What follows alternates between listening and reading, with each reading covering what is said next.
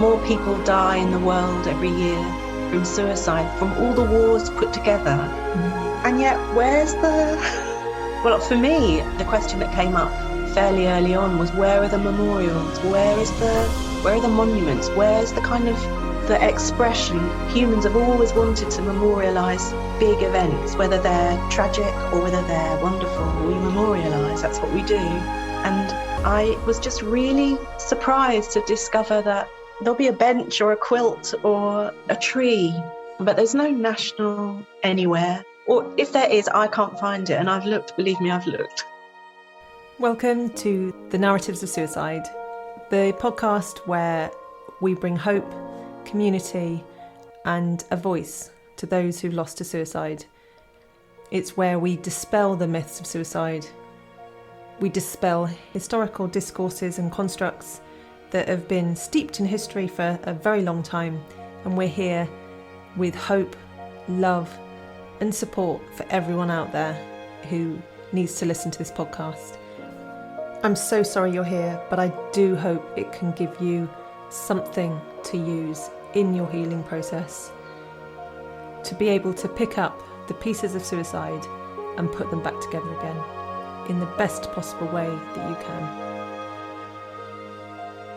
So today on the Healing Narratives of Suicide, we've got a big warm welcome for Mary. Welcome, Mary. Mary's from Hampshire, and Mary sadly lost her husband 3.5 years ago, husband Phil. So coming today with a lot of experience of counselling herself. Mary has been a counsellor for 30 years. So it's going to be really interesting to have this conversation, because I know, Mary, you're passionate about sharing your story in order to raise awareness and to help with the people lost behind, whether you call that suicide postvention, whether you call it supporting suicide loss survivors, with your understanding of suicide loss from a first-hand experience. So thank you for being here. Really look forward to this conversation. Thank you, Sue. Thank you for inviting me on. Yeah, it's great for you to be here. So counsellor for 30 years, not in clinical practice anymore, are you? Not currently, no. I have taken some time out because I kind of felt that I didn't have the resources myself to offer that support to others, and I needed to kind of use all my energy really in finding a way through my own experience of losing my partner. Yeah.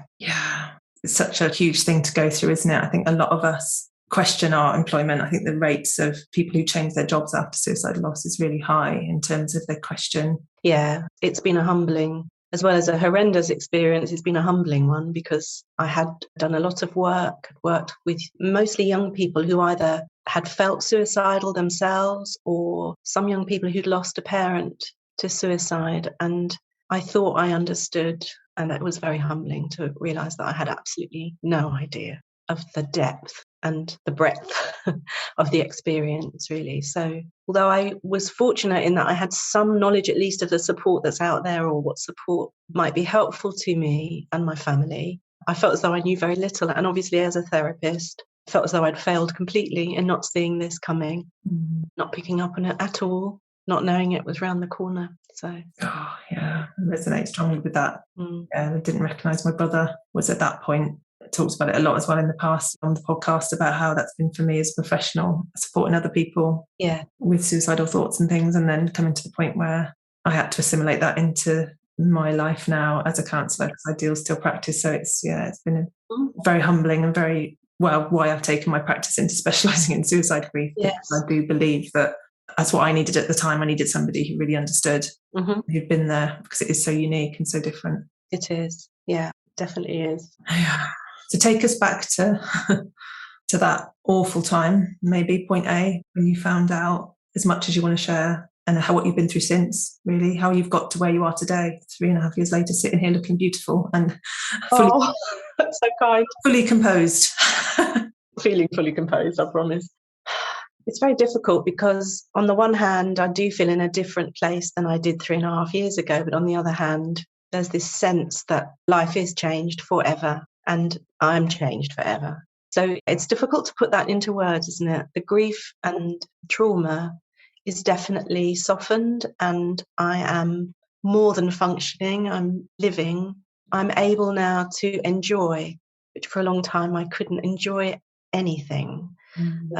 So that feels really precious. And for me, I know everybody's timescale or process is different, but I'm just beginning to feel hopeful that, yeah, maybe life is still going to have real value and meaning. Not 100% there by any means. I'm on my way. Yes, it was a horrendous time, not just for me, but for our 5 daughters that we had between us, who are adults with their partners and their children. So the ripple effect, the number of people that were traumatized and lost Phil was a large number. And then there's the friends and the acquaintances and the colleagues, and the ripple effect is so great, isn't it? Yeah. And you're in the middle of it, aren't you? You're centre stage, aren't you, really? Yeah. And I'm astounded really at how little we do talk as a society about what it is to lose someone to suicide, because there's so many of us. There are so many of us. Mm-hmm. When you ask what I've been doing since, I suppose, or how have I been going? For me, from a very early point, I needed to kind of start making or doing something with how I felt. Mm-hmm. And I've always been creative, but I was never an artist or anything. I was never into art, but art world kind of has beckoned me, and I started studying. I did a foundation diploma in art, and that gave me an opportunity to start putting what I felt in my body into objects. Right. So over and over and over, I would make things, create things that somehow were expressing how it felt physically, not just emotionally. And yeah, that was really, really helpful, and still is. So I've gone on, and so I'm an art student at the grand old age of 63. I'm an art student now. So. It's kind of opened up a part of myself I didn't know existed before, and it's given me a place to kind of think about and explore how I feel. It's not just for me, but for others as well. Do you think that came from losing Phil, the need to go from the counselling career you were in to something completely different that would help you process? Yeah, I think it did. Yeah, it wasn't a thought, it was just something that kind of happened, but it's definitely been the right thing. A process that evolved. Yeah. Right. It's a kind of a different way of exploring and making sense of things than therapy. I find it very helpful. But I suppose my therapeutic hat is still there, in that I've been really interested in reading up and learning about the lack of any kind of national framework for supporting people who have been bereaved by suicide, and in looking at kind of World Health Organization statistics, and they're just so astounding. That 1 in 100 deaths in the world are as a result of suicide. But you wouldn't know it, would you, from the silence that surrounds not only suicide itself, but that surrounds the people that are left behind. It's just phenomenal. I find it amazing. I heard a statistic from 2019 recently. Over half of Americans will have experienced a suicide loss. Over half of Americans. And that's just not, you wouldn't know it. You wouldn't know it at all. And you know that more people die in the world every year from suicide, from all the wars put together. And yet, where's the... Well, for me, the question that came up fairly early on was, where are the memorials? Where are the monuments? Where's the kind of the expression? Humans have always wanted to memorialise big events, whether they're tragic or whether they're wonderful. We memorialise, that's what we do. And I was just really surprised to discover that there'll be a bench or a quilt or a tree, but there's no national anywhere. Or if there is, I can't find it. And I've looked, believe me, I've looked. So if things do exist, they're well hidden. There's no obvious way of finding them. I think Mind have a memorial board on the internet. Have you seen that one? I think Mind have got a memorial. Yes, there's online memorial walls. Yeah. Yeah, but I don't know if that's just for suicide or for sudden death. So there are quite a number. And of course, they can be international in a way, can't they? You can post across the world. Yeah. But there's no place to go. When I was doing my art diploma, I went to the National Arboretum, the place in Staffordshire which has the most beautiful memorials to the armed forces, but also to other organisations. And it's such a beautiful place to go. There's so much care put into thinking about the experience of the visitor and how they might be. They may be there because of someone they lost, or it may be for a wider reason, but there's so much care. And it really struck me that we don't have anywhere to go where there's that kind of level of thought, where you can go and laugh and cry and have a service or not, or have a picnic, just somewhere lovely. And I was on their website actually recently, and I see that they're going to create a 25-acre I think it's 25 acre, but anyway, huge woodland to memorialise people that have been lost in the pandemic, the COVID pandemic. And I thought, well, that's beautiful. That's just wonderful. But where's ours? That's what I thought. Where's ours? Gosh, yeah, it really shined. Yeah, it highlights, doesn't it? Yeah. Difference in the pandemic where everyone realised anyone can be affected. Yes. People haven't realised that in suicide, everyone can be affected. Anybody, and you don't realise that. You don't think it's going to happen to you. I didn't think it was going to happen to me. It didn't happen to me. Of course, it happened to my brother, but it feels like it happened to me. Bereavement happened to you. Yeah. The loss happened to you. Yeah. Whether that's to do with kind of the history of it being criminalised and all the stigma and shame, or whether it's just because it's so big that we just don't know how to talk about it. I'm not sure. But yeah, I'm doing a project at the moment, a piece of work on the course I'm on at the moment about kind of, we've been asked to think about something in society that's important to us. And for me, that it was, well, where's the memorial? So I've been doing quite a lot of research and around kind of post-vention or support for people and what there is. And yeah, like one thing that really struck me was the Church of England. It was only 2015 that it actually finally formally lifted its ban on funeral services for people who died by suicide. And I know the services were going on, but that it still was on the books as illegal. Wow. It shows that history is still being played out, isn't it? Well, 100%. Yeah. Whether you believe in, carrying on your ancestral inheritance in your body. Some people believe that we hold those memories in our bodies of ancestral history. Whether you believe in that or not, ultimately, we're still going to be holding the constructs of suicide and holding those constructs in society. And we touched on this earlier before we started recording, the whole internalisation of that as people doesn't necessarily come from the outside, people necessarily avoiding us, which can happen. I know it happens. It can come from inside. And one of the main findings of suicide grief research, which is in its infancy compared to anything else in psychology, it's very early days in trying to work out the nuances of it and actually confirm the nuances, because everyone's so different and every story is so different. Yes. And every unique case is so different. So to find commonalities, if you like, is difficult. But one commonality that has been found is that we can conceal the reason for death with lots of people that we know, that we'll just not tell them how they died, or we'll make up something of how they died because we don't want to say the word suicide. Yes. No, I know that myself. I think with any death, you might not necessarily go around telling everybody because it's private, and maybe with acquaintances, there's no reason or need.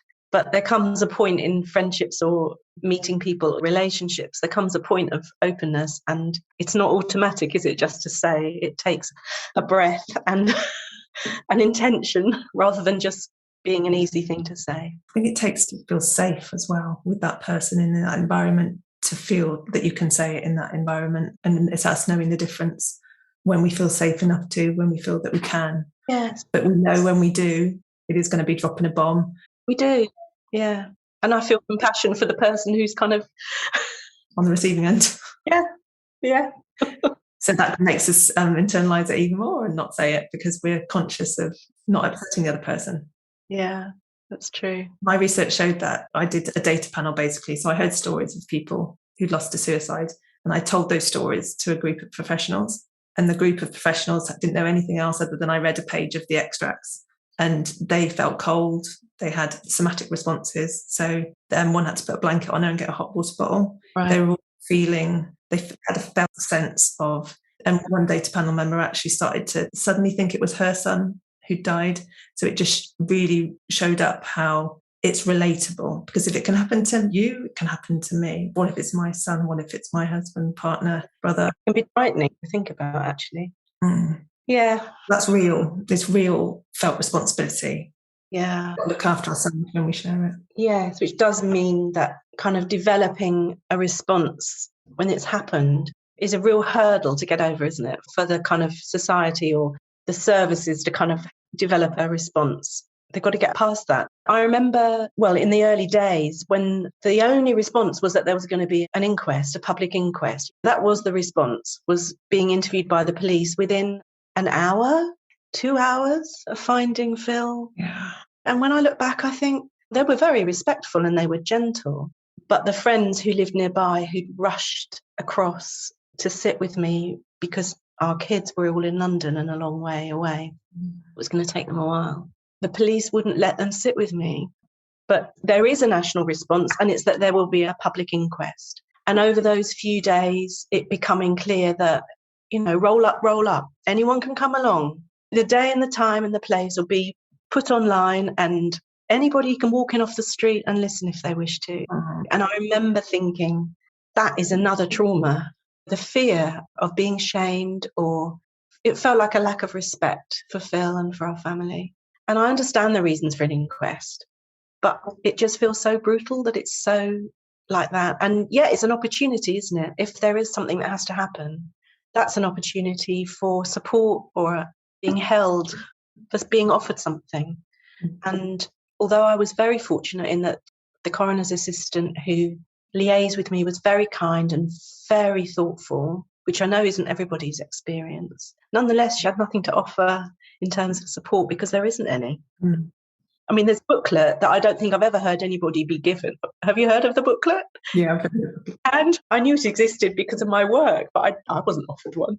Yeah, there is funding going into the UK that is, into the services of suicide grief. It's been recognised and it's been rolled out. So certain counties now have it, where somebody will contact you within 48 hours of a sudden loss, whether it's suicide or just unknown.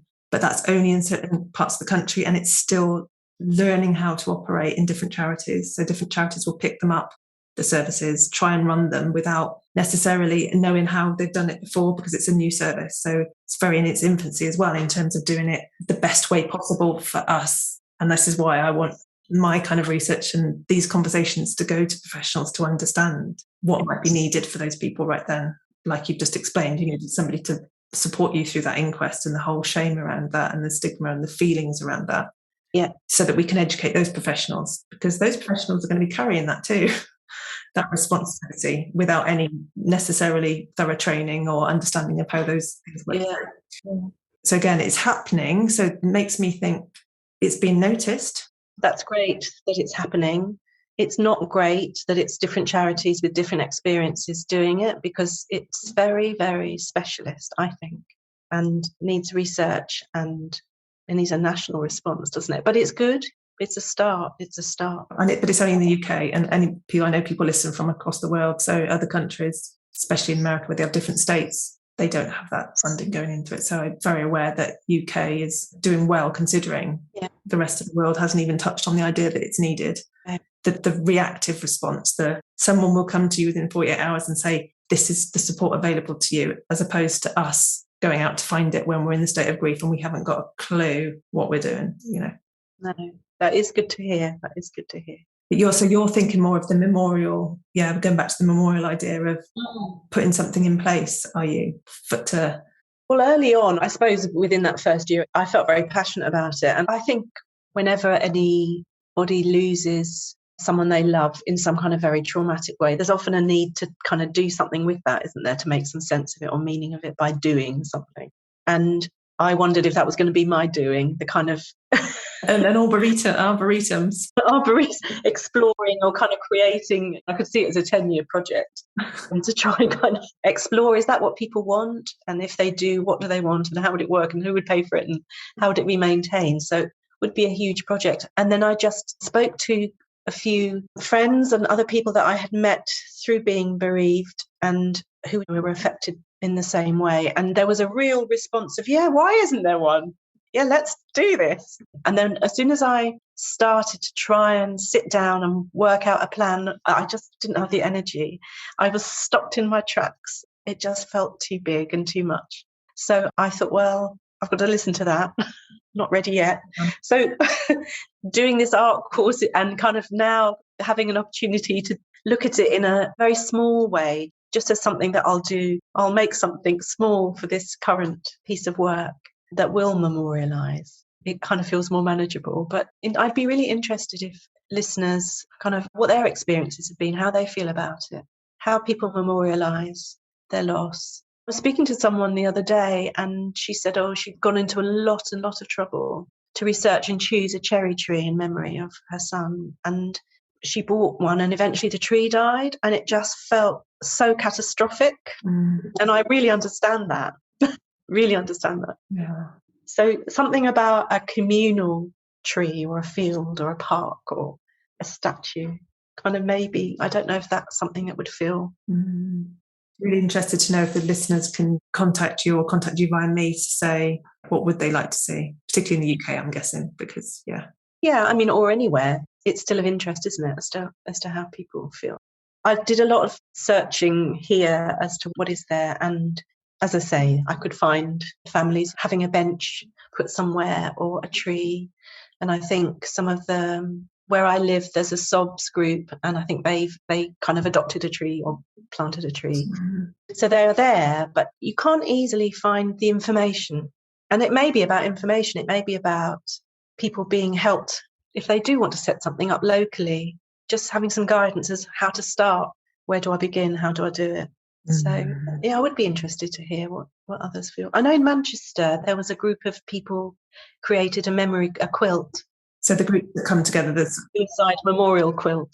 But that was about the only thing I came across. I know a lady on the podcast a few episodes ago, Cindy, lost her son. She's in America, and she, through Instagram, I think just through Instagram, not Facebook, through Instagram, does a memorial tree, which she started 2-3 years ago, where she says, give me your loved one's name, I'll put it on my tree this Christmas. And then she hopes to open that up around the world, where then other people have their tree and they ask for names to go on their tree. So she's not doing all of them because she doesn't want loads of trees. Yeah. So she makes a tree out of something, out of cardboard and things. So I know of that one. That's one I do know of, that she's trying to make that a bigger thing. Yeah, fantastic. It's not a place to go to. It's just for Christmas, I think, and then that's it. So it's not necessarily there all the time, where you can go at any point. Yes. But it does kind of prove the point that there's a need, doesn't it? That she's had that imaginative idea and people can kind of come together in a way. Yeah, and I think she had over 100 people sending it. There was numbers doing it, so they wanted their loved one's name to go on it. And I'm just thinking as well about the amount of books people write after losing to suicide. This podcast, it's all almost in memorial as well. It's in the same way, isn't it? But it's different. It's more about purpose. That's more purpose, isn't it? Like you're putting something into your doing, isn't it? To help other people, to you wanting it so that you support anybody else, that it supports anybody else who needs it. Well, I don't know about you, but I've found one of the most precious and valuable that has helped me is being in touch with the people who've been bereaved by suicide. Because you kind of join this tribe, don't you? Yeah. You're kind of in this tribe. You don't want to be in it. No one wants to be in it. But it's like moving from one universe to another or kind of landing on a new planet without having a map or knowing how to navigate. And it's so lovely to be able to or be with others when you don't actually, because there aren't enough words to explain how it is, to just be able to spend time sometimes with others who do know it without having to say it. I felt that so powerfully after my brother. They get it. I don't need to say anything. They just get it. I don't have to explain anything. Love, that was so important to me in the early days. And I didn't find it for a long time. I didn't find it for probably a year. And then when I did find it, I didn't realise I'd needed that. If someone had told me maybe earlier that would be helpful, I would have appreciated that maybe. But again, I didn't know where to go, where to start, really. Like say, on a different planet without a guide, without an alien guide. Yeah. And over time, I suppose that's what we do. We start to map out a few routes and it gets a bit more familiar, and you may wish that you could go back and you can't to where you came from before, but you're still there, you're still existing and kind of going forward, I guess. So important for people to know, isn't it, that does happen. It does. Life does go on. It might not look the same, but it does go on, and you find your way. You do find your way of doing it. I needed to hear that so badly early on. I could not imagine ever being able to enjoy a day. And it felt like that for a very, very long time. And they're so physical as well. It's so physical. And it was just so horrendous. And I searched for kind of some explanation as to how I knew that this happens. This is something, it's part of being human, is that some people die by suicide. So it's a phenomenon that isn't new. It's always happened. There must be a way to live with it. But I couldn't find anything to tell me. Does that make sense? Totally, yeah. I think there was one book by Carla Fine. I don't know if you've come across it, called No Time to Say Goodbye. It's out of print, but I managed to get it secondhand. And that was the most helpful book to me because she kind of reflected on a few years and You could see that she had shifted. Mm. But yeah, I just needed to be told that however awful this is, and yeah, it's never going away, but it's not always going to feel like this. It will change. Mm. I really needed to hear that. Over and over again. There was no one saying it, really. No, not from a place of authority, because they'd been there. Somebody might have said, time will heal, it'll be okay, you'll be fine. But nobody from a place of being there 4 years, 6 years, 10 years down the line, however many years, saying, I know. Yeah, that's it. I felt very cared. You know, my friends were very compassionate, and fortunately our family were very kind of, we really pulled together and really helped each other as much as we could. And I remember friends kind of saying, one day at a time, baby steps, baby steps. So they said all the right things, actually, but they didn't know any more than I did. They were reeling too, you know? Yeah. Yeah. That's why the specialist support is so important. And it's coming in the UK, it's coming across the world. There's more and more platforms opening up. But the interesting thing is, it's through survivors. It's through, I don't like using the word survivor because it doesn't mean we have to survive. The jury's out with me on whether that's the right word to use or not. So, or whether we're heroic or not. I don't know what the word is. I've been affected by suicide loss, so now I do something with that. So I write a book like Carla Fine did that helps you, and you do the memorial area, which helps other people. And I do my research, which helps and informs other people. So we are part of, when you look at all the research into suicide grief, when you really look into the researchers. Yeah, it's been their experience. Yeah. And like me, they then go into it. That makes sense, really, doesn't it? It does. It does, because we know firsthand that planetary shift that happens that we couldn't even imagine would happen in a million years, could we? No. And wouldn't want anybody else to imagine it. We wouldn't want anybody else to think what it's like to lose someone by suicide. I wouldn't want anybody else to know what it's like necessarily. And that's why this group we're in, this tribe we're in, I don't really want anybody else to be in there, but I do, because then it makes me feel less alone. Well, whether you want it or you don't, it just is. There's so many conflictions in that, so many conflicting feelings I'm aware of, with the guilt that you're in a group that I don't want to be part of. I don't want you to be a part of it, but I'm glad you're here. That in itself is a conflict in me. Yeah, you're right. It is. Like many other conflicts in suicide grief, I think. Gosh, so if people get in touch with me, I can put them in touch with you.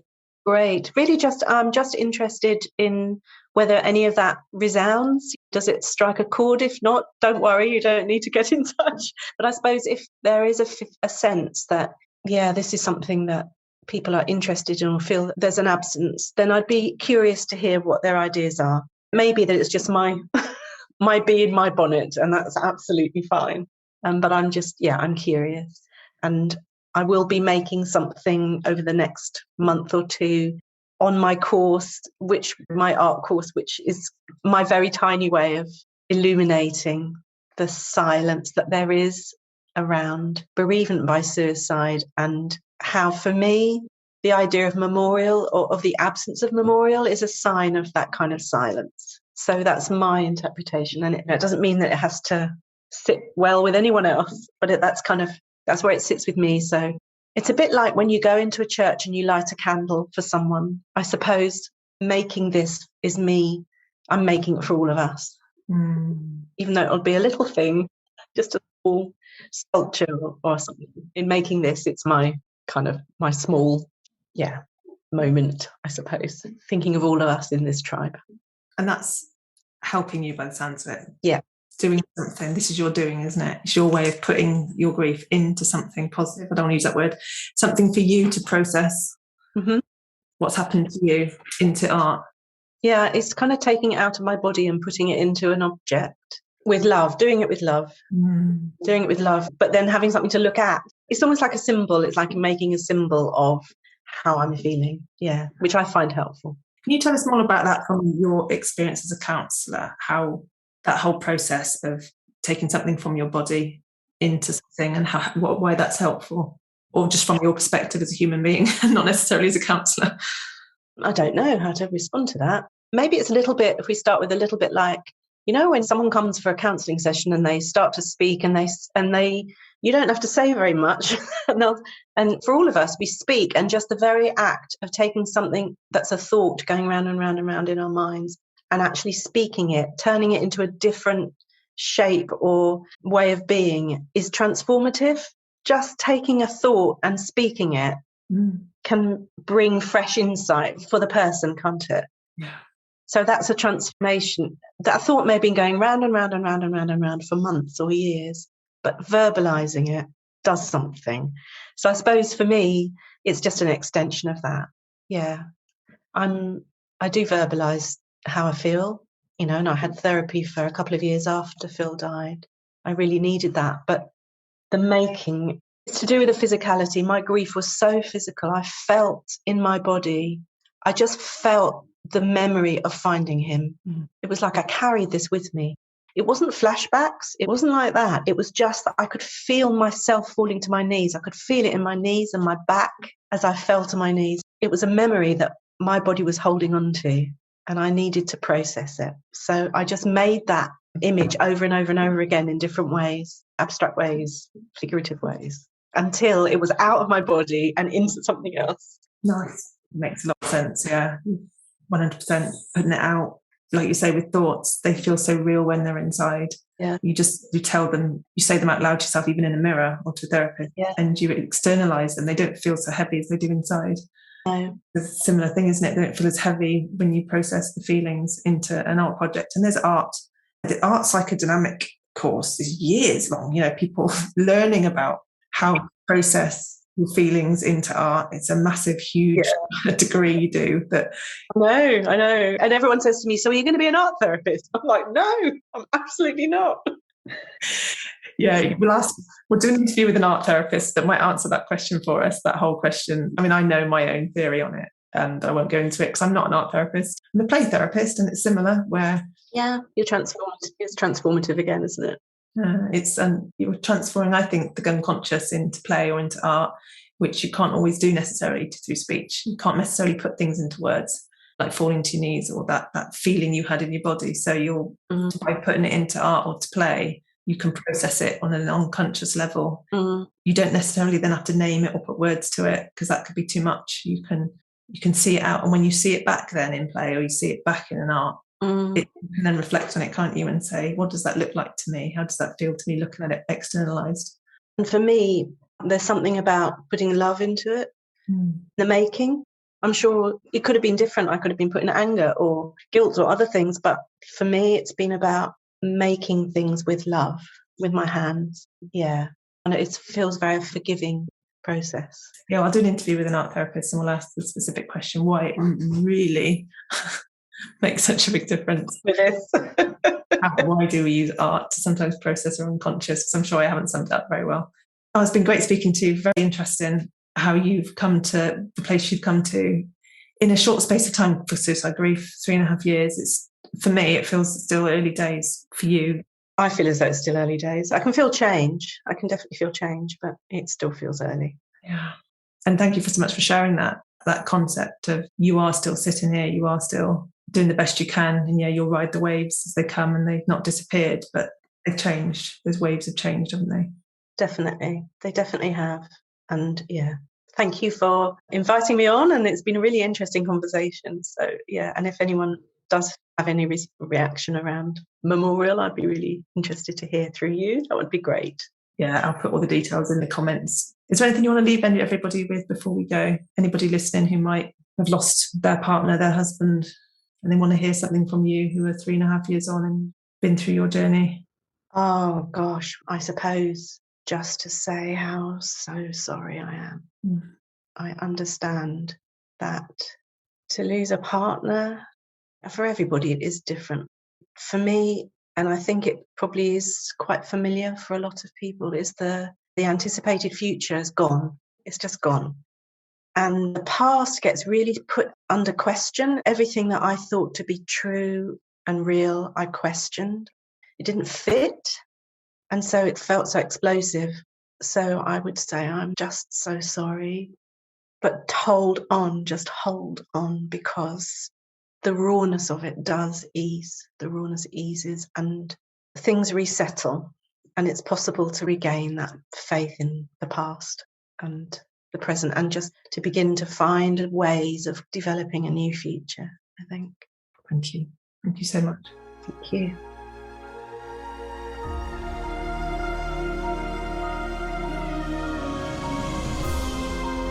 Thanks so much for joining us here today. I hope it's served you and given you something for your journey with suicide. Come back and subscribe, like, do whatever you need to do on your platform to help us to raise awareness of suicide, because the more we keep saying the word, the more we can gain support for us left behind, and the more we can raise awareness of the word and how society sees it and reduce this stigma that's so attached to it. Please get in touch. You can find me on my website, suicidegriefsupport.com. I really want to hear from you. But for now, please take care of yourselves and take care of each other. And remember, we are stronger together.